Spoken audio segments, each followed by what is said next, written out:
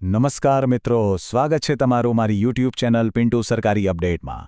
આજે આપણે વાત કરવાના છીએ એક ખૂબ જ મહત્વપૂર્ણ અપડેટ વિશે। ગુજરાત ગૌણ સેવા પસંદગી મંડળ એટલે કે GSSB દ્વારા ફિઝિયોથેરાપિસ્ટની ભરતી માટે એક મોટી જાહેરાત બહાર પાડવામાં આવી છે। જે પણ ઉમેદવારો આ પરીક્ષાની લાંબા સમયથી રાહ જોઈ રહ્યા હતા એમના માટે સારા સમાચાર છે। તો ચલો આ જાહેરાતમાં શું છે એ બધી જ વિગતો આપણે સ્ટેપ બાય સ્ટેપ સમજીએ। તો સૌથી પહેલા વાત કરીએ આ મહત્વની જાહેરાત વિશે। આ કોઈ અફવા નથી, પણ સીધી ગુજરાત ગૌણ સેવા પસંદગી મંડળ ગાંધીનગર તરફથી આવેલી એક ઓફિશિયલ સૂચના છે। આ સૂચનામાં સ્પર્ધાત્મક પરીક્ષાની તારીખ જાહેર કરવામાં આવી છે। અહીં તમે સ્ક્રીન પર જોઈ શકો છો, આ એ જ સત્તાવાર પરિપત્ર છે જે બોર્ડ દ્વારા જાહેર કરવામાં આવ્યો છે।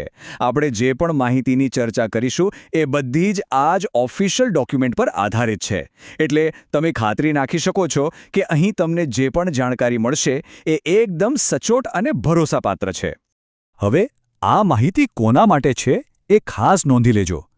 જે ઉમેદવારોએ જાહેરાત ક્રમાંક 328/2023-24 હેઠળ ફિઝિયોથેરાપિસ્ટ વર્ગ 3ની પોસ્ટ માટે ફોર્મ ભર્યું હતું, આ અપડેટ ખાસ એમના માટે જ છે।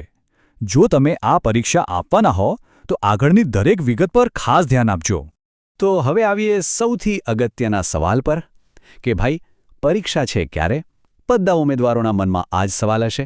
ચાલો હવે આપણે સીધી એની મુખ્ય વિગતો એટલે કે પરીક્ષાની તારીખ અને સમય શું છે એ જાણી લઈએ। તો મિત્રો, આતુરતાનો અંત આવી ગયો છે। બોર્ડે ઓફિશિયલી પરીક્ષાની તારીખ અને સમય બંનેની જાહેરાત કરી દીધી છે। ચાલો એને બરાબર નોંધી લઈએ। જુઓ, અહીં બધી વિગતો એકદમ સ્પષ્ટ છે। પોસ્ટ છે ફિઝિયોથેરાપિસ્ટ વર્ગ 3। આ પરીક્ષા આરોગ્ય અને પરિવાર કલ્યાણ વિભાગ માટે લેવાશે। તારીખ ખાસ નોંધી લેજો, 23 મે 2026 અને દિવસ છે શનિવાર। સમય પર પણ ખાસ ધ્યાન આપજો। પરીક્ષા સાંજે 5 વાગે શરૂ થશે અને 6 વાગે પૂરી થઈ જશે, એટલે કે તમને પેપર લખવા માટે પૂરો 1 કલાકનો સમય મળશે। ઓકે, તો તારીખ અને સમય તો ખબર પડી ગઈ, પણ પરીક્ષા લેવાશે કઈ રીતે એ જાણવું પણ તૈયારી માટે એટલું જ જરૂરી છે, બરાબર ને? તો નોટિસમાં પરીક્ષાની પદ્ધતિ વિશે પણ ચોખવટ કરવામાં આવી છે। પરીક્ષા જે છે એ CBRT પદ્ધતિથી લેવામાં આવશે। હવે CBRT એટલે શું? એનો મતલબ છે કમ્પ્યુટર બેઝડ રિક્રુટમેન્ટ ટેસ્ટ। સાદી ભાષામાં કહીએ તો આ પરીક્ષા ઓનલાઈન હશે। તમારે કમ્પ્યુટર પર બેસીને પરીક્ષા આપવાની રહેશે અને બધા જ પ્રશ્નો બહુવિકલ્પિક એટલે કે MCQ પ્રકારના હશે। મિત્રો, આ જાહેરાતમાં મંડળે એક ખાસ સૂચના પણ આપી છે જેના પર દરેક ઉમેદવારે ધ્યાન આપવું ખૂબ જ જરૂરી છે। આને જરાય હળવાશમાં ના લેતા। જુઓ, આ મંડળ તરફથી એક મહત્વપૂર્ણ સ્પષ્ટતા છે। આનો અર્થ એ છે કે જો કોઈ અનિવાર્ય સંજોગો ઊભા થાય તો બોર્ડ પાસે પરીક્ષાની તારીખ બદલવાનો કે પછી પરીક્ષા રદ કરવાનો પણ પૂરેપૂરો અધિકાર છે।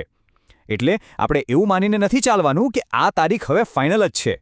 સૌથી સારું એ રહેશે કે તમે નિયમિત રીતે બોર્ડની ઓફિશિયલ વેબસાઇટ ચેક કરતા રહો।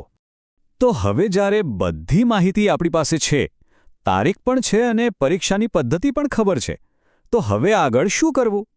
ઉમેદવારોએ તૈયારી માટે કયા પગલાં લેવા જોઈએ? ચાલો એના પર એક નજર નાખીએ। તૈયારી માટે આ 3 સ્ટેપ્સ સૌથી મહત્વના છે। પહેલું કામ, અત્યારે જ તમારા કેલેન્ડરમાં કે મોબાઈલમાં 23 મે 2026ની તારીખ નોંધી લો। બીજું, હવે તમારી તૈયારી કમ્પ્યુટર આધારિત પરીક્ષા પ્રમાણે કરો।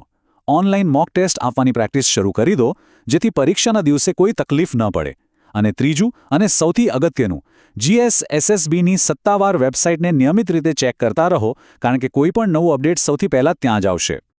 હવે તમારી પાસે એક ચોક્કસ તારીખ છે, એક લક્ષ્ય છે, તો બસ પૂરા ફોકસ સાથે તૈયારીમાં લાગી જાઓ।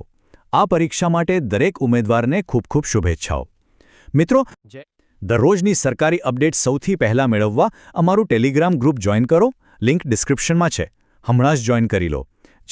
એક્ઝેક્ટલી। તો મિત્રો, આ હતી સંપૂર્ણ માહિતી।